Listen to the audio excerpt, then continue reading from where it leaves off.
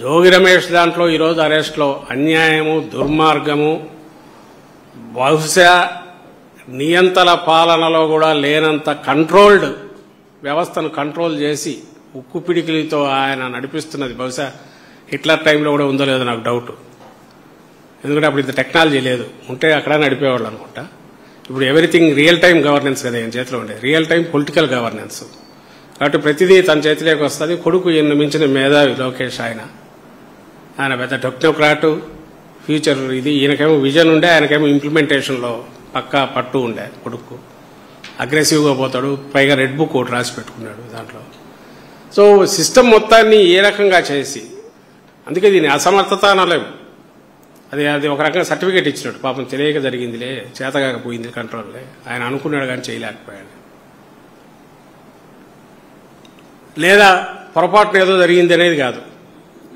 Deliberate, conscious, cold blooded Subversion of entire state administration దీనికి సంబంధించి వాళ్ళ నేరో స్వప్రయోజనాల కోసం ప్రత్యర్థులు కానీ, ప్రత్యర్థి వాయిస్ కానీ, ఇలాంటి ప్రజల ఆవేశం కానీ, డెమోక్రసీలో దేనికైతే విలువ ఇవ్వాలనో ఆ గొంతుకు వినిపించకుండా నొక్కడం,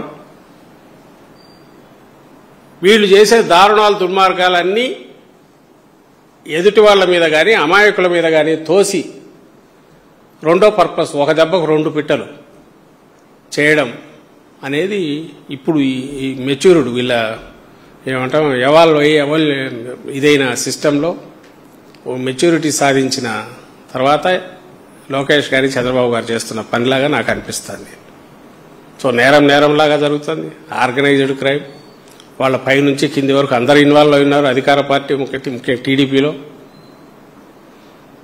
కూటమిలో చేతివాటం ఉండేవాళ్ళు, ఇంకా వాళ్ళు మిగిలిన వాళ్ళు కూడా ఉండొచ్చు. కానీ ప్రధానంగా ఎందుకంటే దీనికి అలవాటు పడింది ముందు నుంచి ఇలాంటి mafia style of functioning Telugu Desam party పెట్టిన పేరు కాబట్టి దాంట్లో ఇప్పుడు మోర్ ఫైన్ ట్యూన్ చేసినాడు లోకేష్. ఈయన వచ్చాక టెక్నాలజీని దానికి అప్లై చేసినట్టున్నాడు, దాన్ని ఫైన్ ట్యూన్ చేసినట్టున్నాడు.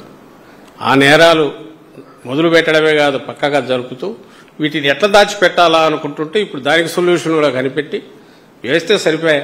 ఎట్లయితే గవర్నమెంట్లో ఉన్నప్పుడు అన్ని వాళ్ళవి లేదా తర్వాత మా మీద వేస్తూ వచ్చారు మేమున్నప్పుడు, ఇప్పుడు నెక్స్ట్ 3 ఏళ్ళు కూడా గత ప్రభుత్వం నాటివో లేక అప్పటి నుంచి జరుగుతుందో వీటిని ఇప్పుడు దీంట్లో అవి నడుస్తూ ఇప్పుడు కూడా వీళ్ళే కంట్రోల్ చేస్తున్నారని చెప్పేస్తే మరి వ్యవస్థ వాళ్ళు అధికారులు రాస్తే దానికి ఒక వాల్యూ ఉంటుంది. కోర్టుకు పోతే కోర్టు దగ్గరికి